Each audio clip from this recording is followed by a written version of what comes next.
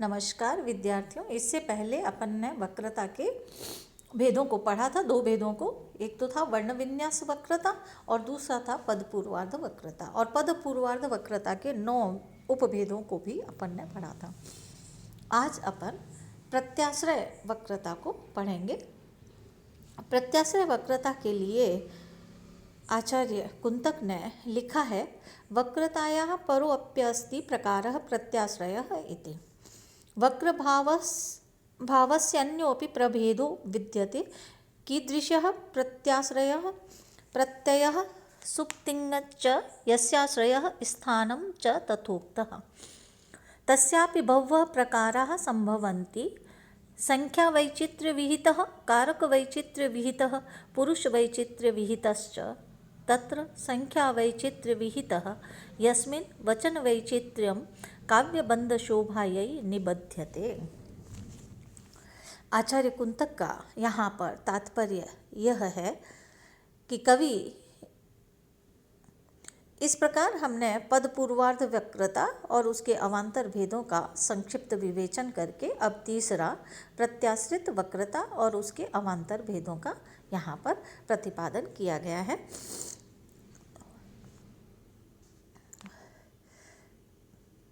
कवि व्यापार वक्रता का प्रत्यय के आश्रित रहने वाला एक अन्य ये तीसरा भेद है, जिसे प्रत्याश्रित वक्रता कहते हैं।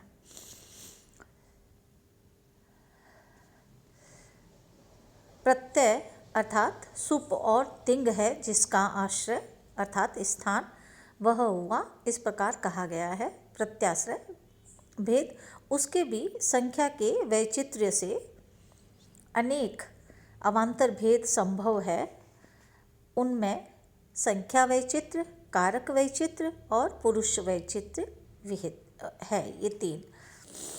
यहाँ पर सबसे पहले इन्होंने इसके अवान्तर भेद संख्या वैचित्र्य वक्रता का उदाहरण देते हुए लिखा है, मैथिली तस्य दाराः, सीता उसकी पत्नी है। यहाँ मैथिली शब्द एक वचन में और दाराः शब्द बहुवचन में प्रयुक्त है, क्योंकि दारा शब्द नित्य बहुवचनांत है। परंतु कवि ने मैथिली की विशेषता बताने के लिए दाराः शब्द का ही प्रयोग समान अधिकरण्य रूप में कर वाक्य में एक अपूर्व चमत्कार ला दिया है। अतः यहाँ एक वचन के साथ बहुवचन का प्रयोग होने से संख्या वैचित्र्यकृत वक्रता है। दूसरा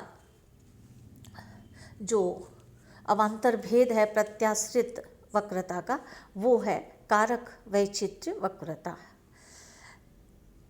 तो इस प्रत्याश्रित वक्रता के दूसरे भेद कारक की विचित्रता से उत्पन्न प्रत्याश्रय वक्रता वहाँ होती है जहाँ चेतनता का अध्यारोप करके चेतन पदार्थ के ही समान अचेतन पदार्थ की भी क्रियाओं के समावेश रूप कर्तृता आदि कारक का रस को परिपुष्ट करने के लिए कवि के द्वारा निबंधन किया जाता है।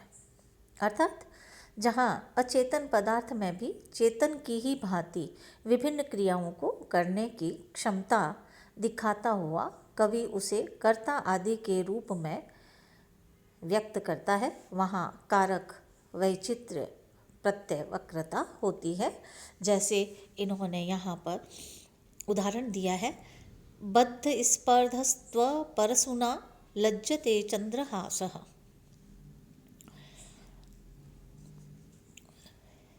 यहाँ पर पहले के ही भांति चंद्रहास लज्जते इस वाक्य रचना के द्वारा अचेतन पदार्थ चंद्रहास में चेतनता का आरोप कर उसे लज्जित होता है।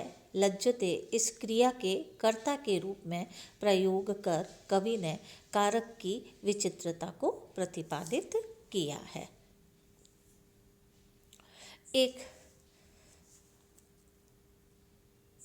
तो ये प्रत्याश्रित वक्रता के 2 भेद थे।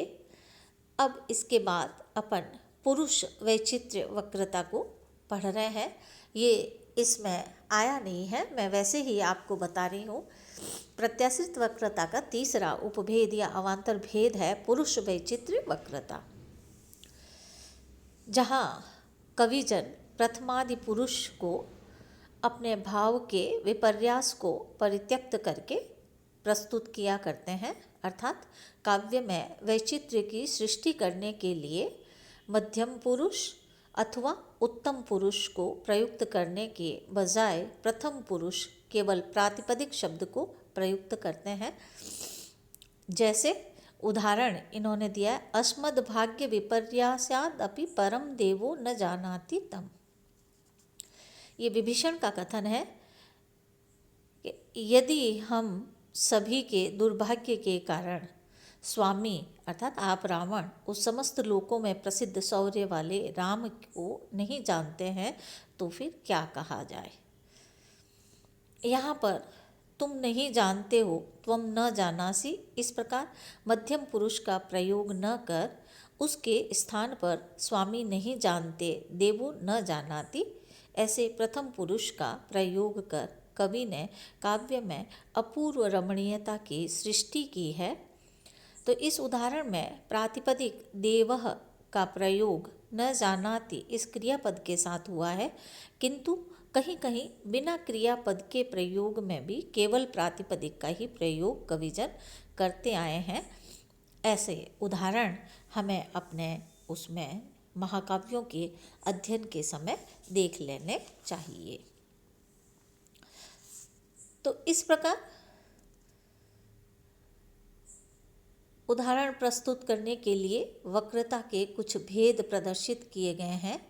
शेष तो इसमें हजारों भेद संभव है प्रत्याश्रित वक्रता में।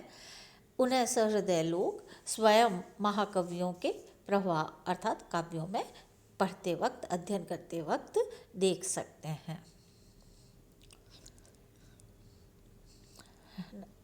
धन्यवाद। आज का अपना